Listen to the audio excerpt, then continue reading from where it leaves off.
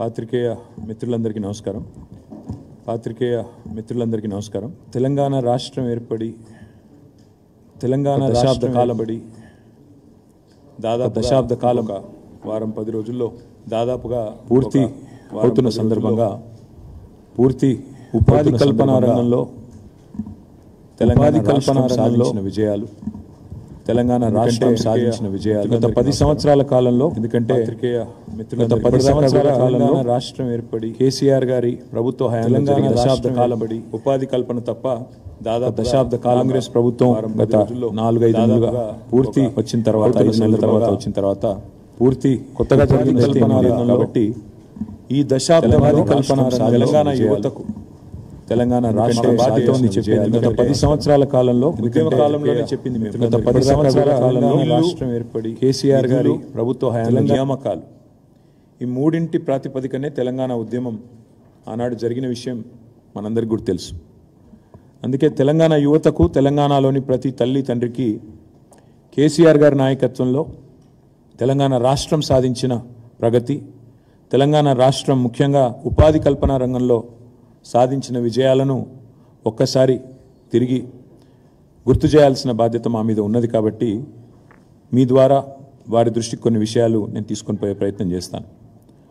ఆనాడు ఉమ్మడి ఆంధ్రప్రదేశ్ రాష్ట్రంలో యథేచ్ఛగా తెలంగాణకు రావాల్సిన ప్రభుత్వ ఉద్యోగాలలో తెలంగాణకు రావాల్సిన ఉద్యోగాల విషయంలో తీవ్రమైన వివక్ష, తీవ్రమైన ఏదైతే అన్యాయం జరిగిందో ఆ అన్యాయాన్ని నిరసిస్తూ ఎన్నో సందర్భాలలో కేసీఆర్ గారు, అదేవిధంగా టీఆర్ఎస్ నాయకత్వం ఆనాడు పెద్ద ఎత్తున ఉద్యమాలు, చివరికి ఫ్రీ జోన్ హైదరాబాద్ అని తీసుకొస్తే దాన్ని నిరసిస్తూ ఆమరణ నిరాహార దీక్ష కూడా చేసిన విషయాన్ని నేను గుర్తు చేస్తూ ఉన్నాను.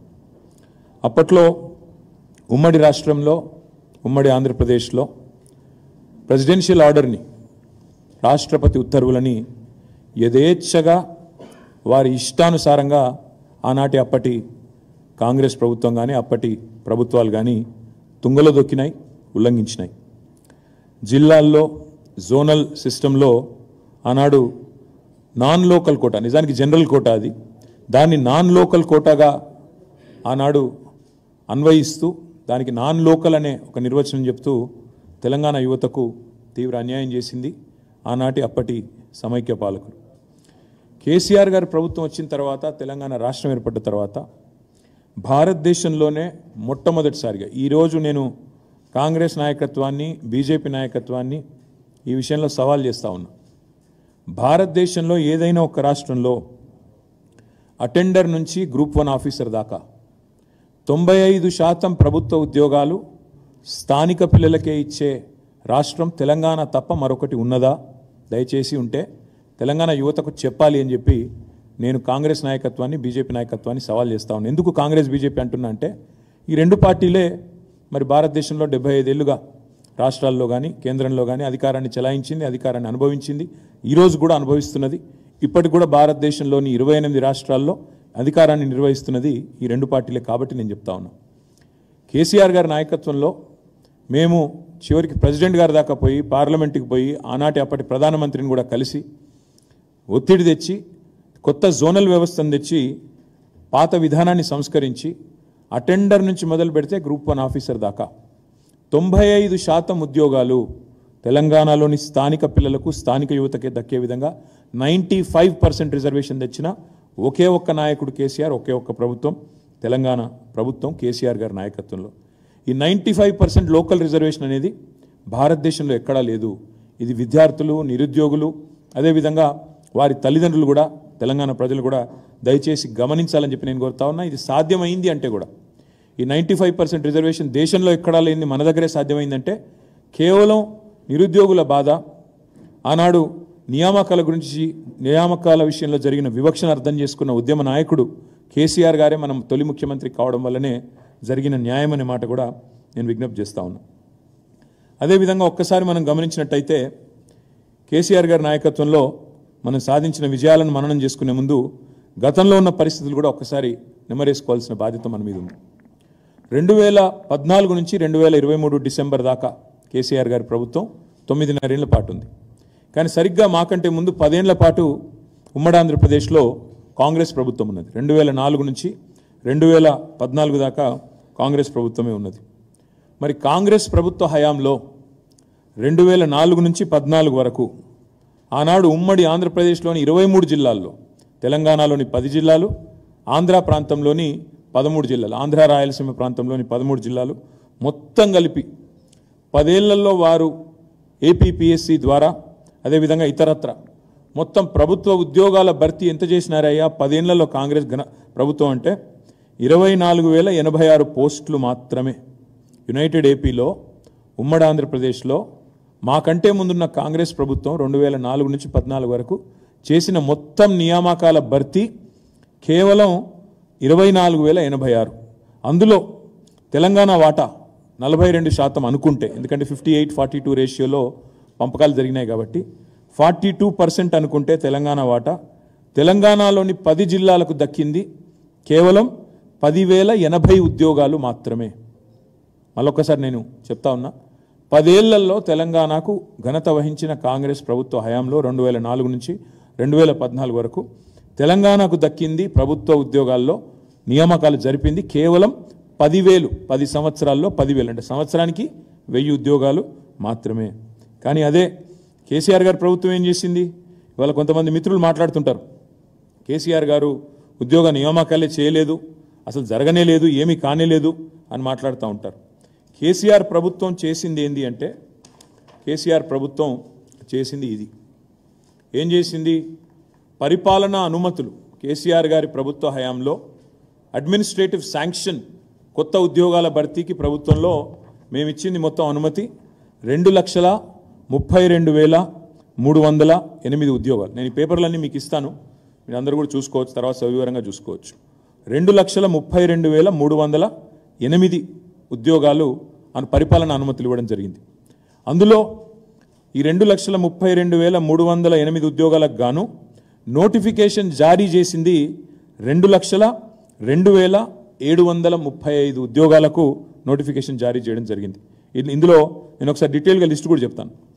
ఇందులో Telangana state public service commission ద్వారా అనుమతి ఇచ్చింది 60,918, నోటిఫికేషన్ జారీ చేసింది 54,015 ఉద్యోగాలు, భర్తీ చేసింది 35,250 ఉద్యోగాలు, ఇంకా ఒక 18,765 ఉద్యోగాలు ప్రక్రియలో కొనసాగుతూ ఉన్నాయి. పోలీస్ రిక్రూట్మెంట్ బోర్డు ద్వారా 50,425 ఉద్యోగాలకు అనుమతి ఇస్తే నోటిఫికేషన్ 48,247 ఉద్యోగాలకు జారీ చేస్తే 47,068 ఉద్యోగాలు భర్తీ చేసినాము. 1,179 ఇంకా భర్తీ దశలో ఉన్నాయి. గురుకుల రిక్రూట్మెంట్ బోర్డు ద్వారా 17,631. కొంతమంది మిత్రులు మాట్లాడతారు అసలు టీచర్ ఉద్యోగాల భర్తీ జరగలేదు తెలంగాణలో అని. గురుకుల రిక్రూట్మెంట్ బోర్డు ద్వారా 17,631 ఉద్యోగాలకు అనుమతి ఇస్తే 12,904 ఉద్యోగాలు భర్తీ చేసినాం. 3,694 భర్తీ దశలో ఉన్నాయి, భర్తీ చేసిన ఉన్నాయి. 9,210 భర్తీ దశలో ఉన్నాయి. అదేవిధంగా డిఎస్సి ద్వారా 34,100 ఉద్యోగాలకు అనుమతిస్తే అందులో నోటిఫికేషన్లు జారీ చేసింది 28,534, పూర్తి చేసింది భర్తీ చేసింది 22,892, భర్తీ దశలో ఉన్నది 5,642.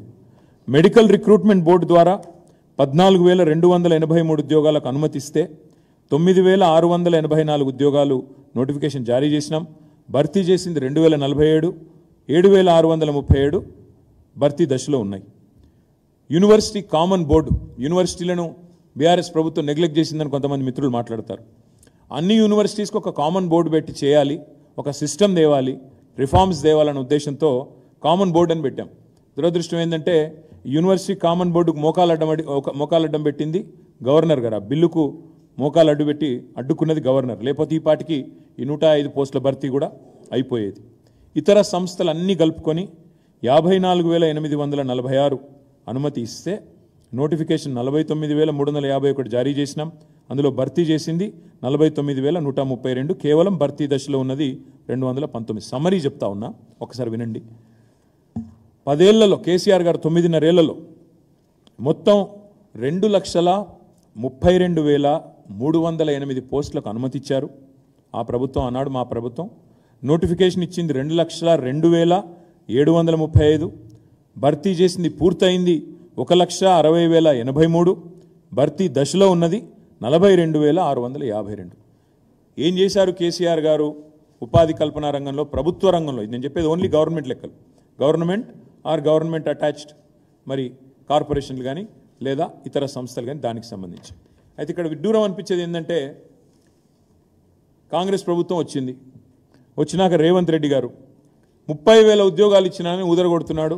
వాళ్ళ గ్రాడ్యుయేట్ ఎమ్మెల్సీ ఎన్నికల్లో కూడా వాళ్ళ అభ్యర్థులు వాళ్ళ నాయకులు కూడా నిస్సిగ్గుగా అదే అబద్ధాన్ని వల్లవేస్తూ ఉన్నారు.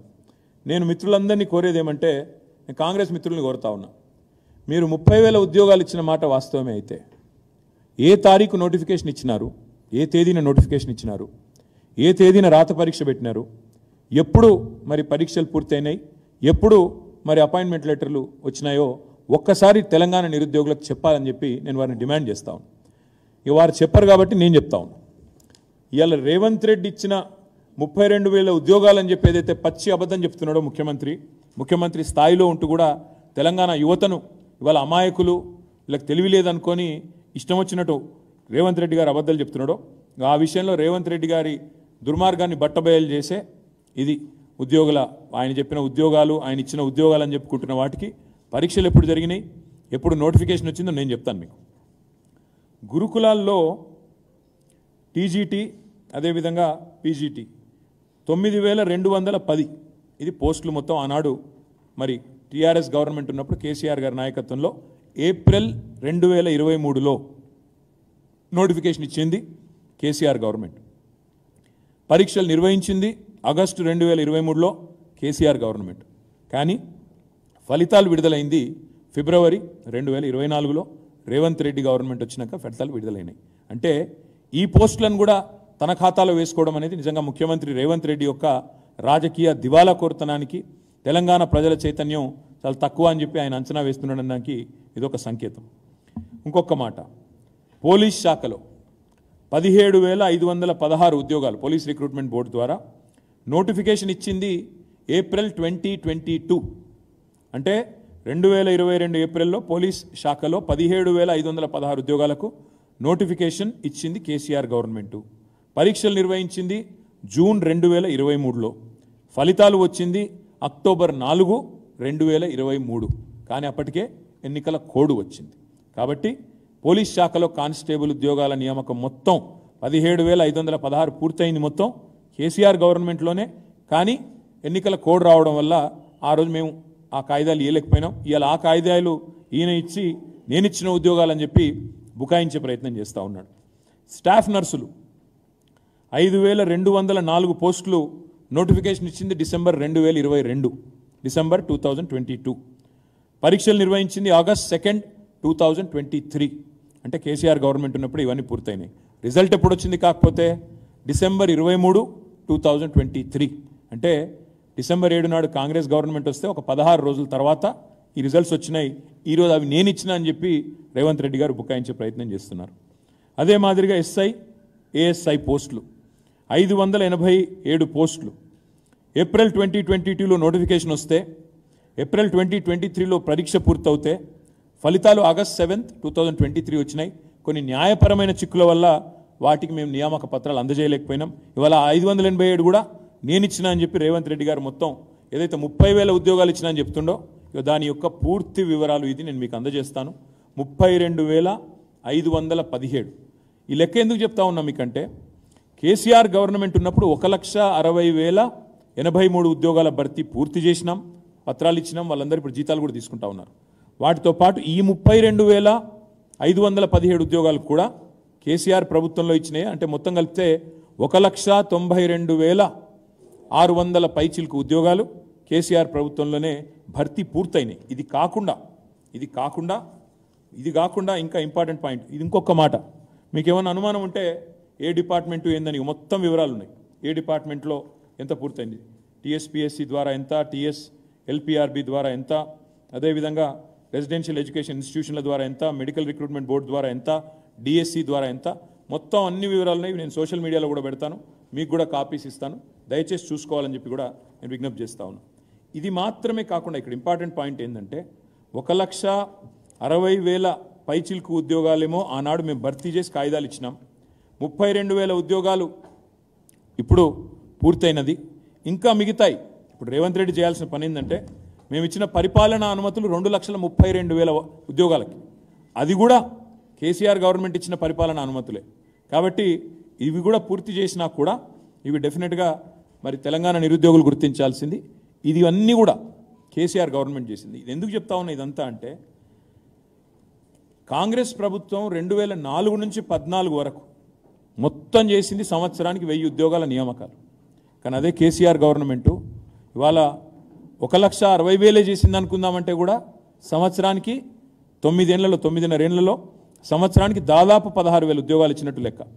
పోనీ 1,92,000 ఉద్యోగాలు తీసుకుందాం, 94,000 ఉద్యోగాలు తీసుకుందామంటే సంవత్సరానికి దాదాపు 19,400 ఉద్యోగాలు ఇచ్చినట్టు లెక్క.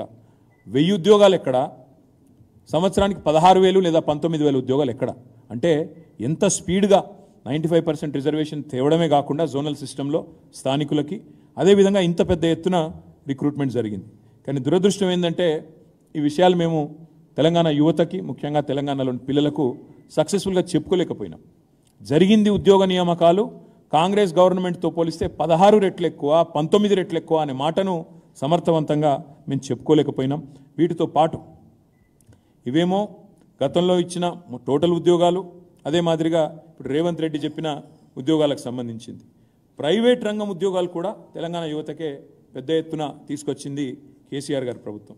మొత్తం 9.5 ఏళ్లలో కొత్త రాష్ట్రం అయినప్పటికీ కొత్త రాష్ట్రం విషయంలో కొన్ని సందిగ్ధాలు అనుమానాలు ఉన్నప్పటికీ, పెట్టుబడులు తరలిపోతాయని వాదనలు ఉన్నప్పటికీ కేసీఆర్ గారు ప్రభుత్వం చేసిన అతి గొప్ప పని ఏంటంటే ప్రైవేట్ రంగంలో టీఎస్ ఐపాస్ అనే వ్యవస్థ ద్వారా మేము మొత్తం 24,000 పరిశ్రమలకు అనుమతులు ఇచ్చాం. 24,000 పరిశ్రమలు, 4 లక్షల కోట్ల పెట్టుబడులు తీసుకొని రాగలిగినాం. 24,000 పరిశ్రమలకు అనుమతులు ఇచ్చి 4 లక్షల కోట్ల పెట్టుబడులు తీసుకొచ్చి 24 లక్షల ఉద్యోగాలు ప్రత్యక్షంగా ఉపాధికి అవకాశాలు సృష్టించగలిగాము. అంటే టోటల్గా తీసుకుంటే బ్రదర్, ఓవరాల్గా తీసుకుంటే 24 లక్షల ఉద్యోగాలు ప్రైవేట్ సెక్టర్లో, 2,32,000 ఉద్యోగాలు గవర్నమెంట్ సెక్టర్లో, అంటే 26,32,000 ఉద్యోగాలు సృష్టించింది తెలంగాణ ప్రభుత్వం కేసీఆర్ గారి నాయకత్వంలో. నేను ఒక్కటే అడుగుతా ఉన్నా, నేను ఎన్నికల సందర్భంగా అడిగాను, సరే ఆ రణగుణ ధ్వనిలో చాలామందికి వినబడలేదు. నేను ఒక్కటే అడుగుతా ఉన్నా, ఇంతకంటే ఎక్కువ రిక్రూట్మెంట్ చేసిన ప్రభుత్వం భారతదేశంలో గత 10 ఏళ్లలో 2014 నుంచి 23 దాకా ఏదన్నా ఒక్కటి ఉన్నదా భారతదేశంలో? దయచేసి ఉంటే చూపెట్టండి అని కాంగ్రెస్ బీజేపీ నాయకులు నేను అడుగుతా ఉన్నా. మాకంటే ఎక్కువ రిక్రూట్మెంట్ చేసిన ఒక్క ప్రభుత్వం కాంగ్రెస్ది కానీ బీజేపీది కానీ భారతదేశంలో ఎక్కడన్నా ఉంటే నేను రేపు ఈ టైం కల్లా రాజీనామా చేసి పోతా. ఇది నా ఆఫర్ వాళ్ళకి. ఇది ఎన్నికలప్పుడు కూడా చెప్పాను, రాహుల్ గాంధీకి చెప్పాను, బీజేపీ వాళ్ళకి చెప్పాను. తెల్లారి లేస్తే నోటికి వచ్చినట్టు వాగడం కాదు, దయచేసి చూపెట్టండి దేశంలో తెలంగాణ కంటే బెటర్ పర్ఫార్మింగ్ గవర్నమెంట్ రిక్రూట్మెంట్లో, ఎంప్లాయ్మెంట్ క్రియేషన్లో ఏదన్నా ఉన్నదా ఉంటే దయచేసి చూపెట్టండి. ఆధారాలతో ఇప్పుడు నేను చెప్పినట్టు లెక్కలతో సహా చెప్పండి, సొల్లు పురాణం చెప్పొద్దు అని చెప్పాను. ఇంతవరకు సమాధానం లేదు. 6 నెలలుగా సమాధానం లేదు. ఎందుకు లేదు అంటే జవాబు లేదు. తెలంగాణ కంటే బెటర్ పర్ఫార్మింగ్ స్టేట్ లేదు. ఇదంతా నేను ఎందుకు చెప్తా ఉన్నా అంటే తెలంగాణ యువత ఆనాడు సోషల్ మీడియాలో అదేవిధంగా ఇతరత్ర మీడియాల్లో జరిగిన దాడి, ప్రత్యర్థులు చేసిన దుష్ప్రచారం, ఏదో సామెత చెప్తారు తెలంగాణలో, నిజం కడప దాటే లోపల అబద్ధం ఊరంతా తిరిగి వస్తుందని. ఈ నిజాలన్నీ మీ దగ్గర చేరే లోపలనే నెత్తి నిండా అబద్ధాలు ఏదైతే నింపి పెట్టినారో దానివల్ల ఇవాళ తెలంగాణ కుంటుపడుతుంది. బాధ ఎక్కడ అనిపిస్తుంది అంటే, మాకు ఇబ్బంది ఎక్కడ అనిపిస్తుంది అంటే, ఇవాళ ఈ ప్రభుత్వం వచ్చినాక, ఈ రేవంత్ రెడ్డి ప్రభుత్వం వచ్చినాక ఎన్ని మోసాలు, 1 కాదు 2 కాదు. ఏమన్నాడు రేవంత్ రెడ్డి? కాంగ్రెస్ రాగానే మొదటి సంవత్సరంలో 2 లక్షల ఉద్యోగాలు అన్నాడు. మరి మొదటి సంవత్సరంలో 2 లక్షల ఉద్యోగాలు అంటే నేను ఒకటే అడుగుతా ఉన్నా, ఏది మరి ఒక్క నోటిఫికేషన్ అన్న వచ్చిందా? ఒక్కటి. గతంలో మేమిచ్చిన 2 నోటిఫికేషన్లు, ఒకటేమో మేము గ్రూప్ 1 నోటిఫికేషన్ ఇచ్చినాం. ఇస్తే ఎంత గొప్పవాడు ఈ ప్రభుత్వం, ఈ రేవంత్ రెడ్డి అంటే, ఈ కాంగ్రెస్ ప్రభుత్వం ఎంత గొప్పదంటే, ఆనాడు మేము 503 పోస్టులతో గ్రూప్ 1 నోటిఫికేషన్ ఇచ్చినాం. ఇస్తే దాన్ని రద్దు చేసిండు రాగానే. మేము పోనీ ఇంకొక 2,000 పోస్టులు లేకపోతే ఇంకో 500 పోస్టులు యాడ్ చేస్తాడేమో అనుకున్నాం. ఏం చేసిండు ఈయన? 60 పోస్టులు యాడ్ చేసిండు. 503కు 60 కలిపి అది నోటిఫికేషన్ ఇచ్చి నేను నోటిఫికేషన్ ఇచ్చిన గ్రూప్ 1 అంటే మేము ఇచ్చిన దానికి కలిపింది ఒక 60 పోస్టులు. రెండోది బీఆర్ఎస్ ప్రభుత్వం ఉన్నప్పుడు మేము ఆల్రెడీ డిఎస్సి ద్వారా 20,000 పైచిలకు రిక్రూట్మెంట్ 28,534 పోస్టులు మేము రిక్రూట్మెంట్ చేసినాం. ఈయనప్పుడు లొలిపెట్టిండు రేవంత్ రెడ్డి ఏమన్నాడు, మెగా డిఎస్సి వేస్తా, మొదటి క్యాబినెట్లోనే మెగా డిఎస్సి 50,000 టీచర్ పోస్టులు ఖాళీ ఉన్నాయి, ఫస్ట్ క్యాబినెట్లో వేస్తా అన్నాడు మెగా డిఎస్సి. మరి నేను అడుగుతున్నా రేవంత్ రెడ్డిని, కాంగ్రెస్ ప్రభుత్వాన్ని, గ్రాడ్యుయేట్లను ఆలోచించమని కూడా కోరుతా ఉన్నా. బీఆర్ఎస్ ప్రభుత్వం ఉన్నప్పుడు 5,089 పోస్టులతోని డిఎస్సి మేము నోటిఫై చేస్తే దాన్ని నువ్వు వచ్చి రద్దు చేసినావు. మేము అనుకున్నాం నువ్వు చెప్పినట్టు మరి 50,000 ఉద్యోగాలతోని డిఎస్సి ఇస్తావేమో అనుకున్నాం. నువ్వేం చేసినావు మరి? మేము ఇచ్చిన 5,089కి అదనంగా 5,913 కలిపి 11,000 ఉద్యోగాలతో కొత్త నోటిఫికేషన్ ఇచ్చినాడు. అంటే ఒక్కటి కొత్త నోటిఫికేషన్ లేదు. 2 మేమిచ్చిన నోటిఫికేషన్లను రద్దు చేసి వాటికి ఇంకొన్ని కలిపి కొన్ని కొసిరి అది మళ్ళీ కొత్తగా ఇచ్చింది తప్ప ఏ ఒక్క నోటిఫికేషన్ కూడా రేవంత్ రెడ్డి వచ్చినాక ఇవ్వలేదు.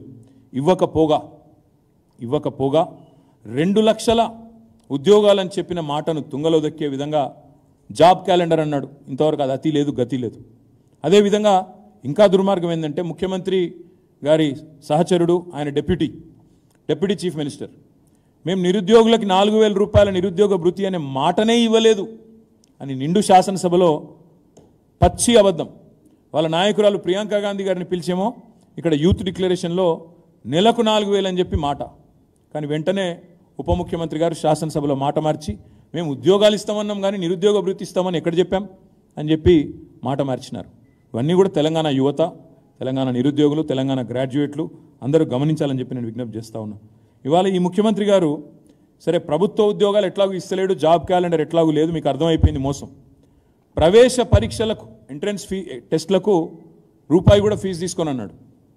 మరి కేసీఆర్ గారు ఉన్నప్పుడు టీచర్ ఎలిజిబిలిటీ టెస్ట్ ఫీజు 400 రూపాయలు ఉండేది. రేవంత్ రెడ్డి గారు చెప్పినారు నేను ₹1 కూడా తీసుకోను, 0 ఫీజు అన్నాడు. కానీ ఆయన వచ్చినాక టెట్ ఫీజుని 400 ఉన్నదాన్ని 2,000 చేసినాడు. ఇది వాస్తవం. అంటే చెప్పేది ఒకటి చేసేది ఒకటి. ఈ అన్నింటికి మించిన దారుణమైన వ్యవహారం ఏంటంటే బాధ ఎక్కడ అనిపిస్తుంది అంటే మేము కష్టపడి తెచ్చిన ప్రైవేట్ సెక్టర్లో తెచ్చిన పరిశ్రమలు ఇవాళ వాటికి కూడా పాతరేస్తూ ఉన్నాడు ఈ ముఖ్యమంత్రి ప్రభుత్వం. అక్కడ బాధ అనిపిస్తున్నది.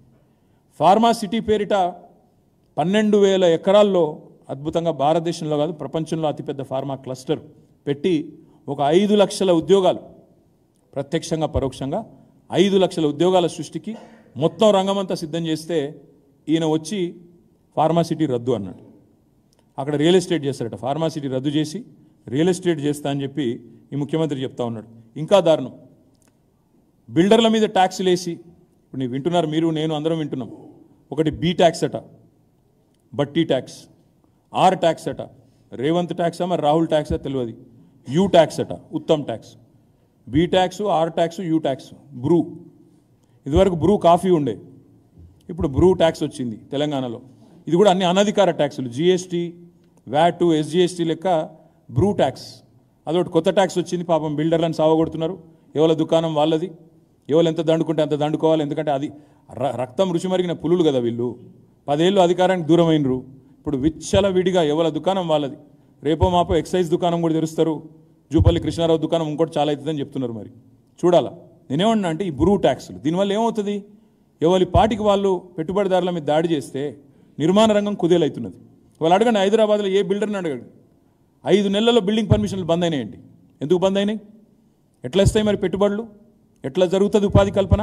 ఈ రకంగా అడ్డగోలుగా పడి దోచుకొని తింటుంటే మేము అర్థం చేసుకోగలం. మీరు ఢిల్లీకి సామంతరాజులు కాబట్టి, మీరు ఢిల్లీకి కప్పం కట్టాలి కాబట్టి ఆ కప్పం కట్టేందుకు ట్యాక్సులు, ఈ దోపిడీ ఇదంతా మాకు తెలుసు, ముందే చెప్పినాం ప్రజలకి. సరే అయినా ప్రజలు ఓటేసినారు, మీ అదృష్టం బాగుంది, మంచిదే, సంతోషం. కానీ ఇవాళ దురదృష్టం ఏంటంటే ఒకవైపేమో బిల్డర్లను బెదిరిస్తారు, బ్లాక్మెయిల్ చేస్తారు, be tax, R tax, U tax అని వసూలు చేస్తారు. మరొక వైపు కొత్త పరిశ్రమలు తెచ్చుడు కాదు, ఉన్న పరిశ్రమలే పోతున్నాయి. బాధ అక్కడ అనిపిస్తున్నది. ఉన్న పరిశ్రమలు, మేము తెచ్చిన పరిశ్రమలు, కేన్స్ టెక్నాలజీస్ అనే కంపెనీ మైసూరు నుంచి ఎన్నికల కోడ్ ఉన్నప్పుడు కూడా నేను ఎఫర్ట్ పెట్టి వాళ్ళను గుజరాత్కు పోతామంటే పట్టి ఆపి వారం రోజుల్లో మీకు ల్యాండ్ ఇచ్చే బాధ్యత నాది అని చెప్పి కొంగర్ కలాన్లో వాళ్ళకు కావాల్సిన చోట ఫాక్స్కాన్ పరిశ్రమ ఎదురుగా ల్యాండ్ ఇచ్చింది నేను, మా డిపార్ట్మెంట్, ఇండస్ట్రీస్ డిపార్ట్మెంట్. 3700 కోట్ల పెట్టుబడి. దానివల్ల దాదాపు ఒక 15-20 మంది పిల్లలకు ప్రత్యక్షంగా పరోక్షంగా ఉద్యోగాలు వచ్చే అవకాశం. ఇవాళ ఈ ప్రభుత్వం వచ్చినాక వీళ్ళు ఏం అడిగినరో, ఏం చేసినరో, బ్లాక్మెయిల్ చేసినరో, తిట్టినరో, కొట్టినరో తెలియదు. ఆయన మొత్తం తట్టాబుట్టా చదువుకొని మనం ల్యాండ్ అలాట్మెంట్ చేసిపోయినాం. మేము తట్టాబుట్టా చదువుకొని గుజరాత్ వెళ్ళిపోయాం. ఇంకొక పరిశ్రమ కార్నింగ్ అని, అంతర్జాతీయ పరిశ్రమ, అది 1000 కోట్ల పెట్టుబడి. నేను బాస్టన్ మహానగరాన్ని పోయినప్పుడు అక్కడ సంస్థను ఒప్పించి 1000 కోట్ల పెట్టుబడి వాళ్ళు తమిళనాడు, కర్ణాటకకి చూస్తుంటే వద్దొద్దు మీరు ఇక్కడికే రావాలని ఒప్పించి వాళ్ళను అక్కడ సంతకం చేసుకొని వచ్చినాం, ఒప్పందం కుదుర్చుకొని వచ్చినాం. ఈ ప్రభుత్వం వచ్చింది, ఆయనతో మళ్ళీ ఆ పరిశ్రమ తమిళనాడుకి వెళ్ళిపోయింది.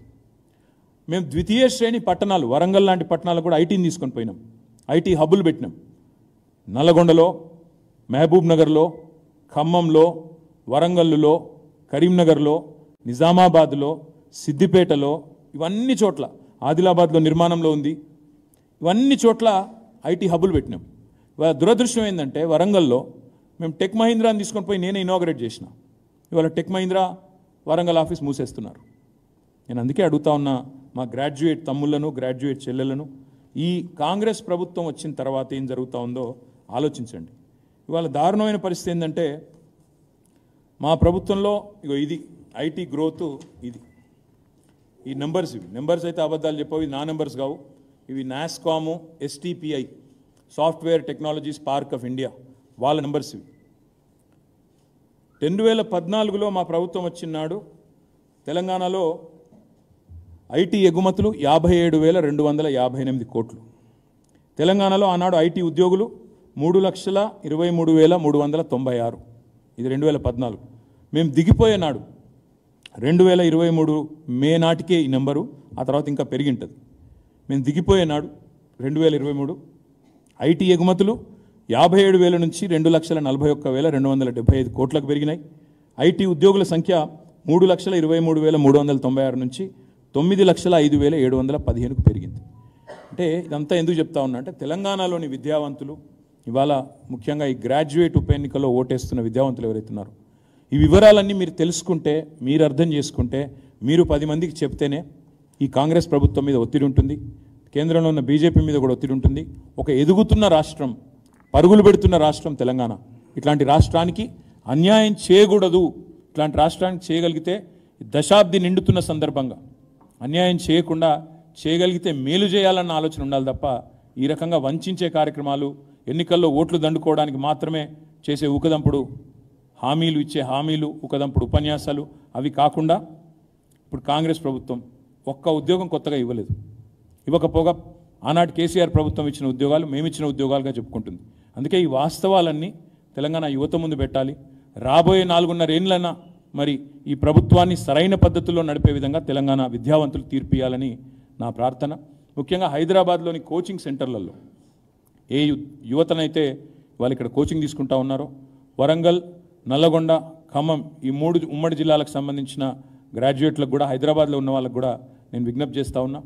ఈ ప్రభుత్వం మీకు ఇచ్చిన హామీలు నెరవేరాలి అంటే మరి పట్టభద్రుల ఎమ్మెల్సీగా మా అభ్యర్థి ఏనుగుల రాకేష్ రెడ్డిని మీరు గెలిపించినట్టు అవుతే తప్పకుండా మీ తరపున ప్రభుత్వం మీద ప్రశ్నిస్తూ, ఎప్పటికప్పుడు నిలదీస్తూ, నిగ్గదీస్తూ, వారు చేసిన తప్పులను కడుగుతూ, అదేవిధంగా నిరుద్యోగుల తరపున మరి మీకు ఇవ్వాల్సిన నిరుద్యోగ భృతి కానీ, మీకు రావాల్సిన నోటిఫికేషన్లు కానీ, మీకు ఉద్యోగులకు రావాల్సిన డిఏలు, పిఆర్సీలు, ప్రమోషన్లు కానీ, వీటన్నింటి విషయంలో బీఆర్ఎస్ పార్టీకి ప్రధాన ప్రతిపక్షంగా మరింత వెన్నుదన్నుగా ఉండే అవకాశం ఉంటుందని విజ్ఞప్తి చేస్తూ, మరి ఒక మంచి అభ్యర్థిని కేసీఆర్ గారు మాకు ఇచ్చినారు. ఒక గోల్డ్ మెడలిస్టు, చదువుకున్న అభ్యర్థి, విద్యావంతుడు, సౌమ్యుడు, ప్రజా ఉద్యమాల్లో పాల్గొన్నవాడు, అదేవిధంగా అన్నింటికి మించి యువకుడు, ఉత్సాహవంతుడు. ఎలాంటి క్రిమినల్ కేసులు లేవు, ఎలాంటి బ్లాక్మెయిల్ ఆరోపణలు లేవు, ఎలాంటి అక్రమాలు లేవు, అన్యాయాలు లేవు. ఒక క్లీన్ ఇమేజ్ ఉన్న నాయకుడిని కేసీఆర్ గారు మీ ముందు పెట్టారు. కాబట్టి మొదటి ప్రాధాన్యత ఓటు. మే 27 నాడు ఇక్కడ హైదరాబాద్లో ఉండే గ్రాడ్యుయేట్స్ కూడా మరి మీకు మిత్రులున్నా, మీకు చుట్టాలున్నా, ఎవరున్నా నల్లగొండ, మన వరంగల్, ఖమ్మంలో వారికి కూడా చెప్పండి. ఏనుగుల రాకేష్ రెడ్డి గారి మరి 3వ స్థానంలో ఉన్నారు, ఆయన 3rd రోలో ఉన్నారు. ఆయనకు ఓటు వేసి ఫస్ట్ ప్రయారిటీ ఓటు వేసి గెలిపించాలని మనస్ఫూర్తిగా కోరుతూ మీకు కూడా ధన్యవాదాలు, నమస్కారం. ఈ డీటెయిల్స్ మొత్తం కూడా మీకు ఇస్తాము. మీరు దయచేసి ఇవన్నీ కూడా నా పిఆర్ఓ ఇస్తారు, మీరు కూడా దయచేసి చూసుకోండి.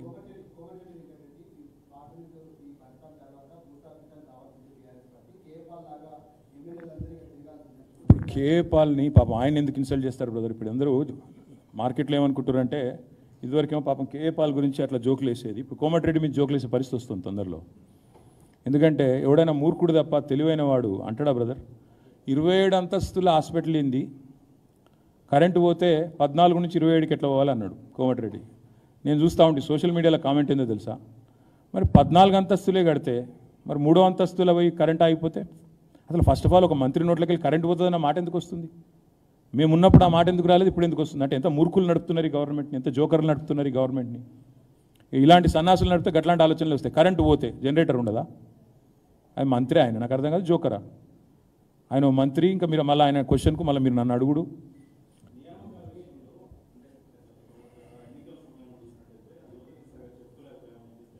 ఎన్నికల సమయంలో కాదు, 10 ఏళ్లలో చెప్పుకోలేకపోయాను.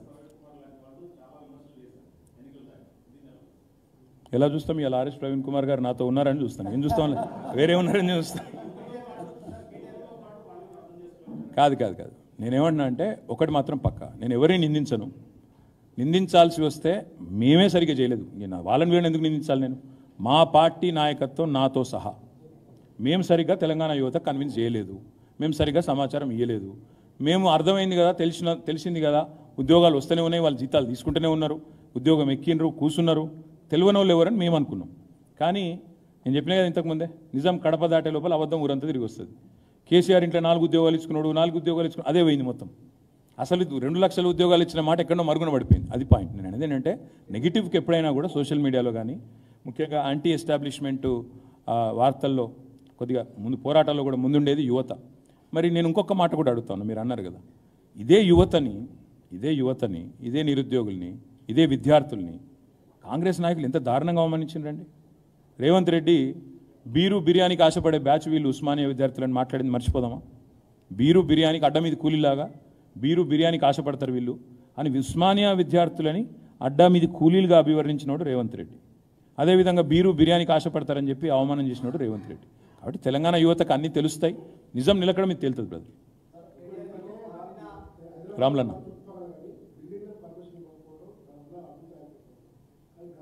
అభివృద్ధి అయిపోతుంది అనలే, బ్లాక్మెయిల్ దందాలు చాలు అయినా.